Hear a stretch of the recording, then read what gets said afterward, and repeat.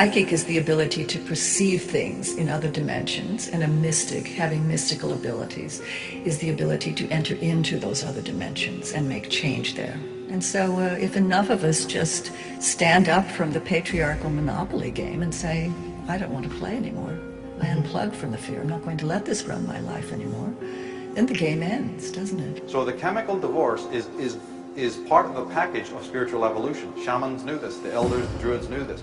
One of their ideologies was that you have to die to everything before she will come to you. Then comes in the kind of energy that is required, you see, to build the roots, the foundation. Pluto excavates and gets rid of all the dirt and all the rubbish and all the nonsense. But then you have something to fill, you have a hole to reseed. That's when that feminine, liquid, natural energy needs to flow. It's not man's job. Women bring children, boys and girls into the world. Men prepare the world fit to live in for those children.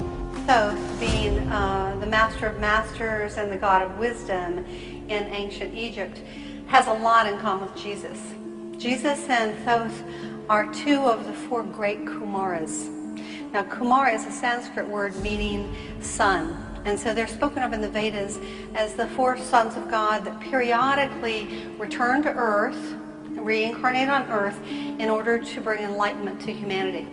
And really the problem that we face in the patriarchy with this patriarchal elite is not greed, it's obsession with power.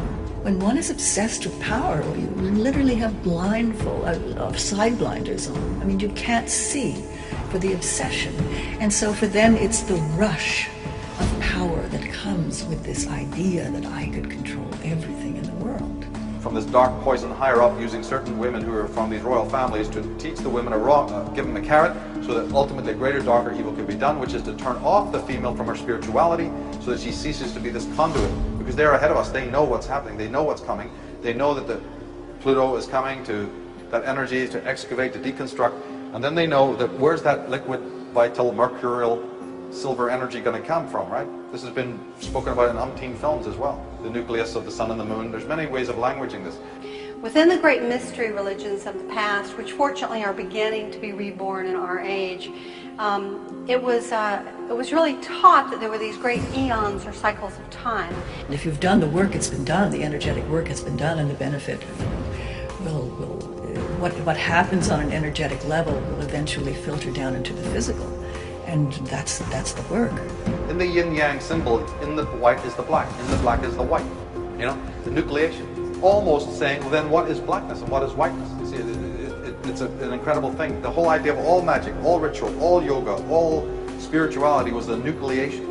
And that these solar lords, great solar lords, came between the change of the ages. Much as we know that Jesus incarnated between the age of Aries and the age of Pisces. And of course now we can't help but notice that we're right on the verge, ending the age of Pisces and going into the age of Aquarius. You see, the Earth is cycling up in my estimation. So we began at, if we look at the energy centers or the chakras, at the root. And we were learning lessons about survival. That's the way that chakra vibrates. And then we moved up in the matrilinear era, and we were at the level of the second chakra, where we learned lessons about birth and creativity. Now we're here at the navel chakra. For the past 5,000 years, we've been learning lessons about power, including, right now, abuse of power. The priests got in. The Buddhists is false. It's all false. It's masculinization under another name. Hinduism, you know? Christianity, look at Islam, look at Judaism. I can show you chapter, line and verse of their hatred of women, their denigration of the female, and also of the feminine, while they're walking around in flowing robes. So certainly it does seem that one of these great solar divinities, if you will, who comes periodically in human or mortal, or in the case of the Anunnaki gods, relatively immortal form, do come to Earth in order to, let us say, raise the kundalini of the planet and to bring the hope of enlightenment once more to mankind's door. We're beginning to rise up into the level of the heart. The Earth is cycling up in her energy. And so this is where the power, well, not the power, but where the energy will reside and vibrate going forward after 2012. That's where we're headed. So it's a place of, as I said, unconditional love and masculine-feminine balance, and wisdom and strength and so on. What now has to be the message is that the woman has to learn how to turn inward and embrace and integrate all that allegedly dark energy that they're feeling.